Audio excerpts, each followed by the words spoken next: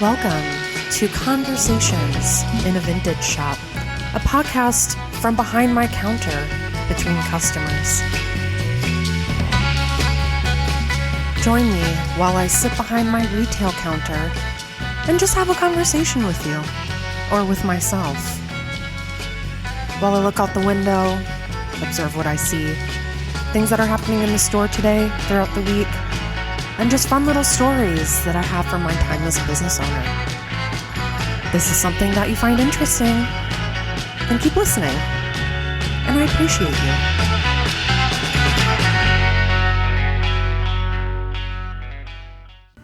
Hey everyone, thank you so much for joining me on episode 3 of Conversations in a Vintage Shop. And on today's episode, we are going to be discussing a topic that I have been super passionate about since I started collecting vintage, all the way back in elementary school. And it has a lot of relevance today, especially in the clothing community. And that would be the topic of size inclusivity, especially in terms of vintage or lack of inclusivity. And this is a topic that I have gone over many times with customers and friends and people who have come into the shop, because there's no right answer and there's no one answer. And being a vintage collector, especially a collector of clothing, I've had these struggles, but also as a seller trying to procure pieces that can be worn by anybody, no matter what your shape or size. So I thought it'd be interesting to go over all of my experiences with that and also answer some questions that you guys had as well. So if that's something that you are interested in, stay tuned. First, I want to preface this discussion with 2 terms that I think are going to be really important to keep in your head, especially when I'm talking about plus size, size inclusive, and just regular sizing. And that is, what exactly is considered plus size? You hear this a lot, and I get asked this all the time: do you have any plus size vintage? And my question always is, what do you consider plus size? And it's an extremely loose term. And I say this because we all know you can go to different clothing stores and a size, let's say 12, that can be 3 different things to 3 different clothing vendors. A size 12 could really be a size 10. It could really be a size 16. There is no method to that madness. It's whatever they deem to be an appropriate and palatable size for what they're trying to sell, which isn't fair and it's not right, and it's very confusing. But the definition of plus size I'm going to be referring to throughout this episode is the one laid out by Plus Model Magazine. And here they say, in the fashion industry, plus size is identified as sizes 18 and over, or sizes 1X to 6X, and extended sizing as 7X and up. Another term I will be using is standard sizing. And again, what is standard sizing? There's no such thing in today's fashion industry. But how I am going to define it and what I'm talking about are based on measurements. So to me, standard sizing is bust, waist, and hip measurements. That is how I measure all of my vintage clothing here in the shop. Nothing is labeled on my tags as a small, large, extra large, XL. I don't believe in that. I believe in your measurements, because measurements are numbers, they're quantifiable, you can identify them, they mean what they mean. So plus size vintage, and then standard sized vintage. Those are the 2 terms I am going to be using the most. The one thing that everyone needs to remember when shopping for vintage clothing is when you go into different shops, the most important thing to realize is that we as vintage sellers, we work with what already exists. You can't duplicate vintage. We can't reproduce vintage. It is what it is, and we have what we have. So if you go into a vintage store and let's say you can't find anything in your size, don't be discouraged, okay? We are working with what we find. Doesn't mean that it doesn't exist. It's just not what we physically have in the store at the same time. We carry what I call clothing unicorns. There's usually only ever one of them that you'll ever find. And if you don't find something in that shop that day, don't be discouraged. Again, we work with what we have, and every vintage seller wants customers coming into their store to have a good experience and to be able to find something that they're going to love and cherish. So that is number one that I want everybody to keep in mind. We work with what we have. I'd recently asked on my Instagram page for people who are curious about this topic to ask me questions. Anything that they're curious about in terms of vintage and size inclusivity or plus size vintage. And I got a lot of really great questions and questions that I want people to ask me. Never be afraid when you come into a vintage shop. I can't speak for new clothing vendors, but I can only speak for vintage clothing shops. Don't be afraid to ask, because that is exactly why we're here. And one of the questions was, how hard is it to find vintage in larger sizes, if possible at all? And what I have found in both my experience as a collector and seller is it's location, location, location. Just like in the housing market, it's all about where you are. So here I'm in Fargo, North Dakota. Farmland, a lot of country. So what I found are, just in general, clothing pieces are workwear, they're day wear, they're casual wear. And if you think back into, let's just say, the 30s, 40s, 50s, and 60s, in our area, you had a lot of working women, housewives, people working on the farms, outside labor. You had a lot of different factors where if, let's say, there was a woman who was considered plus size, she more than likely only had 4 to 5 pieces of clothing that she would wear on the regular. And if you think about the clothing that we have, although it's not quite the quality that they had back in the 40s, 50s, and 60s, you can imagine the wear and tear on those certain garments. So if you had a woman who had a beautiful casual house dress, but it was one of the only ones she wore, and she wore it every day, every week for 4 or 5 years, you can imagine by the end of that, it might not be anything but rags. And then a lot of times, since women back then knew how to sew, they would often make their own clothing. They would repurpose that. I've seen vintage clothing pieces be made into pillowcases, bedspreads, quilts, you name it. So it doesn't mean that they didn't exist. Just in this particular region, a lot of them ended up just getting run ragged. However, if you travel to, let's say, the eastern and western part of the country, you have a lot of women that were able to afford maybe more designer pieces, custom-made pieces, where they only wore it maybe once to twice a year if they had special events. And I always use this as an example. When I first opened my brick and mortar in the basement of the DeLandrese's building, I acquired a lot of, I think it was 30 to 35 plus size vintage pieces. The problem was a lot of these pieces had a lot of defects, whether it was tears, ripped seams, missing buttons, some stains. But overall, they were in fairly good condition, considering a lot of them were from the 40s and 50s. But this lot of clothing came from California. And there, people had the means, they had the opportunity to acquire things and keep things that would fit traditionally plus-size women today. So again, it's location. And that's where it's really important as a vintage seller to travel to find pieces because, again, in this area, you get a lot of the same. And to diversify that, we need to travel. We need to source pieces. We need to hit the road. And not only does that make it more exciting for us, but it brings you, the customer, the opportunity to get pieces that you may not ever have been able to find or acquire on your own.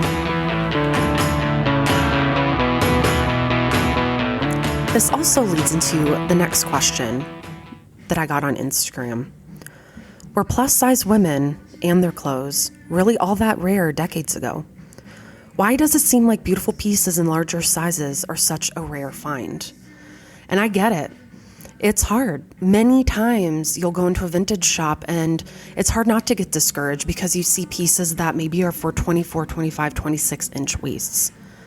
However, if you think about that, if those are the only pieces left behind, obviously it isn't as common as you think.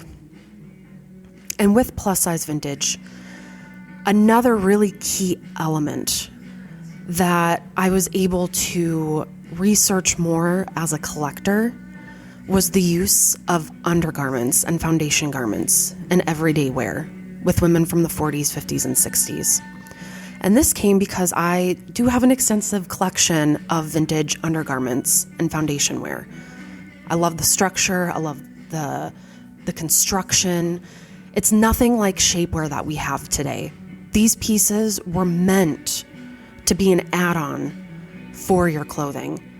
And a lot of clothing back in those 3 decades were made specifically with the foundation garments in mind. And that leads me to another reason why plus-size vintage is a little bit harder either to find or to find the right fit. For example, I have a 1950s beautiful silk wiggle dress with darting that goes along the bust, the side seam, the back. It's beautifully constructed. And when I'd first tried it on, I was extremely discouraged because it just didn't look right on me. It didn't look smooth. It didn't look as I had pictured it in my head. You see it on the hanger and it looks sleek and constructed, but on me, it looked like a nightmare. That wasn't until I put my vintage foundation garments on. And I mean the overwire bustier with steel boning that goes down to your waist, the girdle that has the elastic and that can kind of suck and hold you in. It wasn't until I had put that on and put the dress back on that it transformed the outfit completely. The darts laid in the right spot. They hugged every curve. They hit every line and curve on my body perfectly the way it was made. And it's all thanks to my foundation garments. And one could say that these foundation garments were meant to oppress women, make this unrealistic body shape. I mean, everybody has their opinions on foundation garments in general.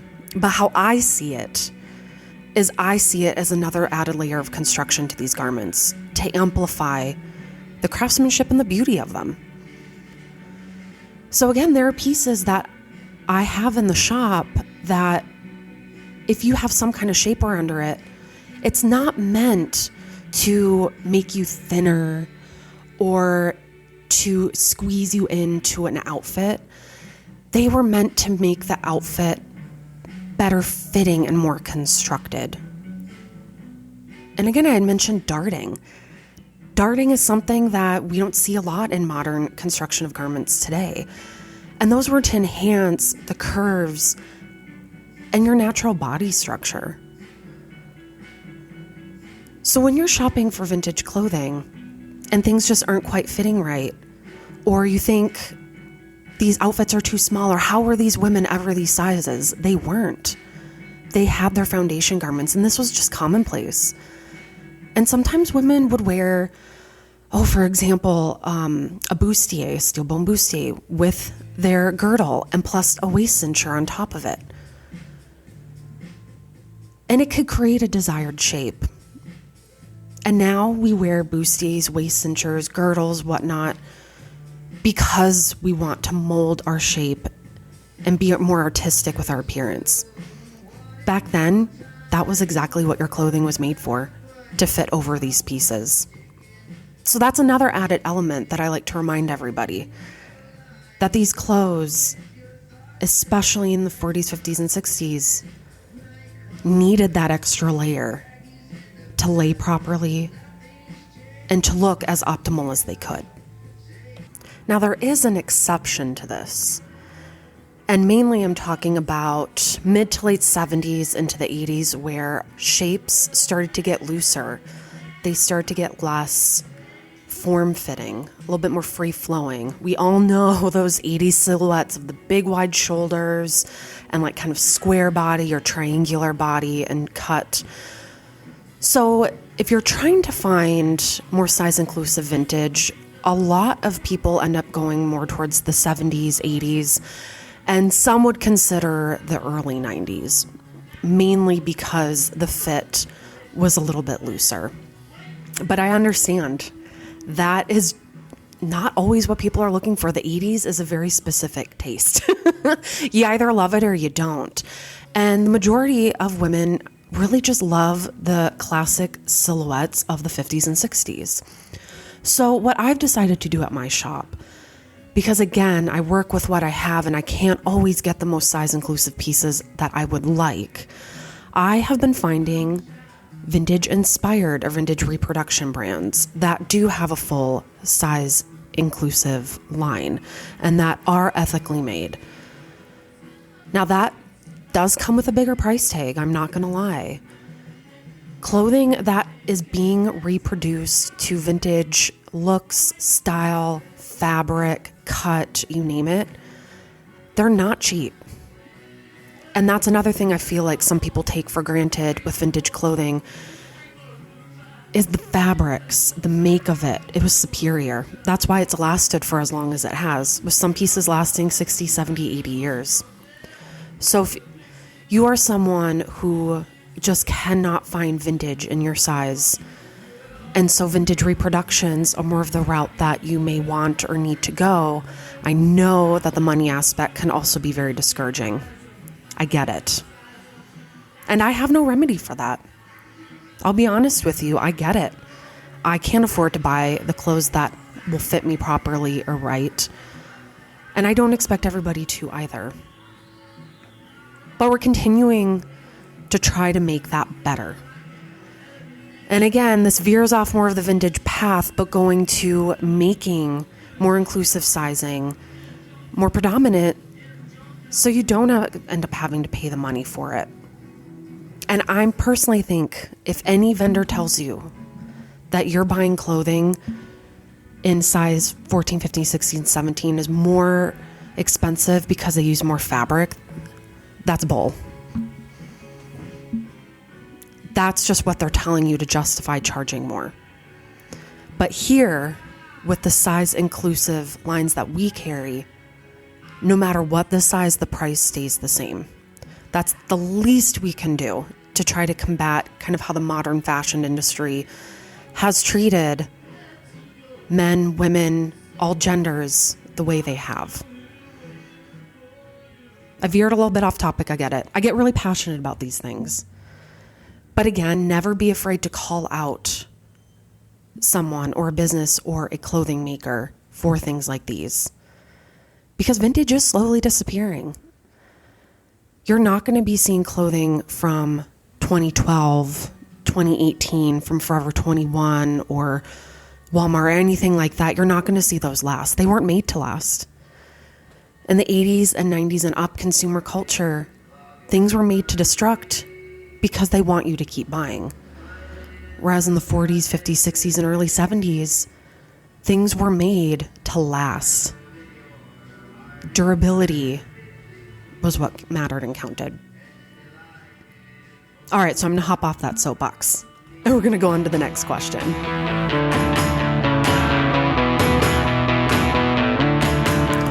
All right, so the next question is one that I'm very eager to answer because this just goes back to kind of empowering yourself and taking back your size. And this question is, would you talk about how sizes and numbers have changed over the years? And it's no surprise to anyone that they've changed a lot. And I'll bring this back to, again, there is no standard sizing anymore. Clothing makers, manufacturers, vendors, shops, they can set what sizing means to them. I mean, we all know I grew up in the Abercrombie age, where Abercrombie only went up to a certain size because the owner had said, that's the size of person that I want and can see wearing our clothes. And that's a huge disappointment. And this is where I want to empower you to really listen to what I'm going to say. When you look at a vintage garment, or you look at any garment in general, don't look at the size. Ignore the tag. Okay? Your measurements are your best line of defense. Your bust, chest, waist, hip, that is how you're going to find a proper fitting garment, whether it be vintage or new. That is the only standard sizing that exists. You'll see it with a lot of menswear. Menswear is dictated by measurements. Especially if you notice, if you've ever seen in men's vintage garments, you'll see like a 34, 36. That's typically the chest measurement. They don't go by small, medium, large. And sometimes you'll see that with even denim and in women's denim as well. You'll see the inseam and pant length and waist. That is the best tool that you have. And some customers, I've even been able to teach how to eyeball things. Trust your first instinct. You can look at a garment. If you really look at it and you get familiar with your body and your measurements, you can look at a garment and you will know whether or not it's going to fit. You don't have to be a seamstress. You don't have to know how to sew. You don't have to be particularly good at math. I know I'm not. But I can look at a garment and I know whether that is going to fit my body or not. So first, I'm going to say that. So going into the specific numbers that you see on vintage sizing, this was something that I wanted to do a little bit more research on because I feel like I'm so involved in the numbers and the measurements that I tend to just completely glaze over when I see any numbers on a vintage garment. But I did find a really amazing article, and it's on a blog called Pretty Plus Pep by Pepper Martin. And her blog post is called Vintage 101, Vintage Size versus Modern Size. What is your size?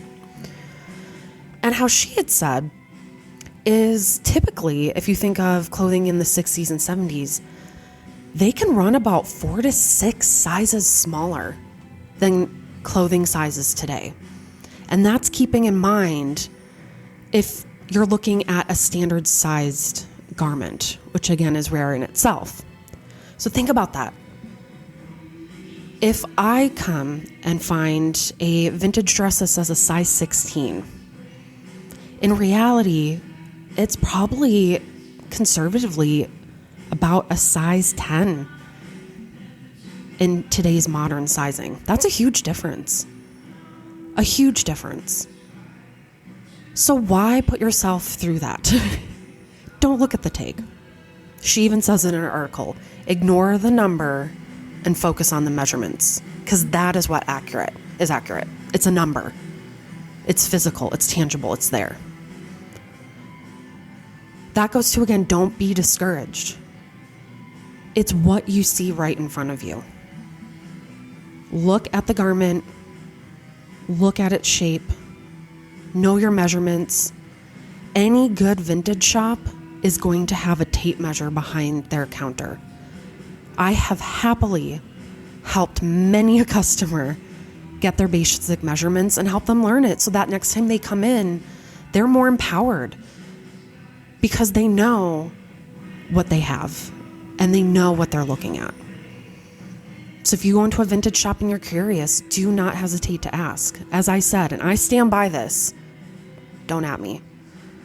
Any good vintage shop has a tape measure behind their counter or within their general vicinity. So don't be afraid. Again, you are the customer. I want to give you a good experience, and I want you to leave here feeling better than you did when you came in. If you don't, then that's something we need to work on. It goes back to customer service, but also we create the environment. We set the tone. And I never want anybody coming in here feeling less than when they leave. So to sum that up, know your measurements. Don't get scared by them. They're numbers. They're numbers. They can't hurt you. They can empower you.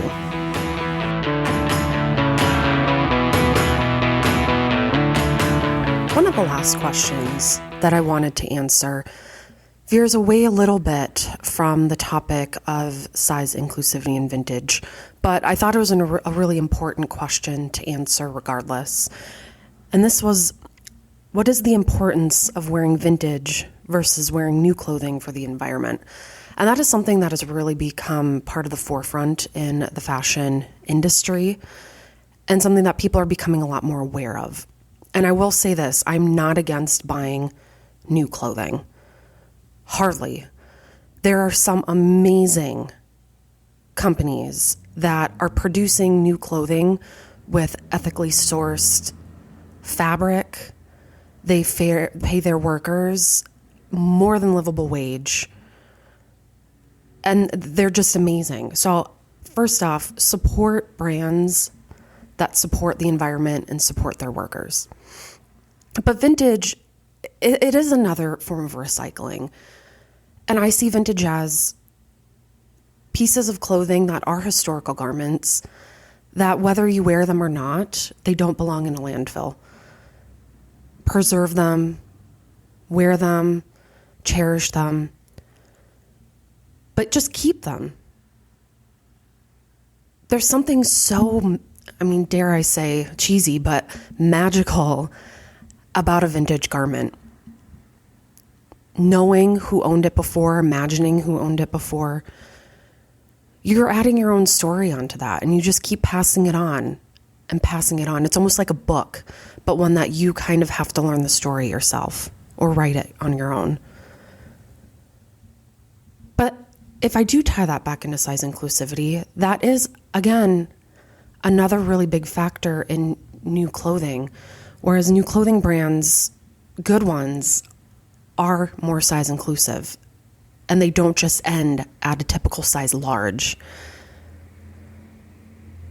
So whether or not an item is vintage, if it's new, make sure it's just something that makes you feel good, that it was done right. It's good for the environment. It's safe for the people creating it. I don't condemn anybody who doesn't wear vintage, and I don't condemn anybody who only wears new clothing. I think our responsibility, whether it be size inclusive, environmentally friendly, worker safe, is just to be more aware of what we're buying, what we're putting on, and what we're putting out there. It's a little off topic, but I feel like this all ties back into the size inclusivity, especially when we have existing vintage that may not fit everybody. So you need alternatives. And if you can't have vintage, then why can't you have the next best thing, which is a vintage reproduction? And again, if it's ethically made, then what's the problem? I know that's how I've gotten by. So I thought that was a really important point to end this on, and something that I just want everybody to think about. It all just comes down to empowering yourself to know more about what you're wearing, what goes behind it, the people who make it, where it comes from, everything. It's kind of the bigger picture here. So I hope that gives you some food for thought for the rest of the week.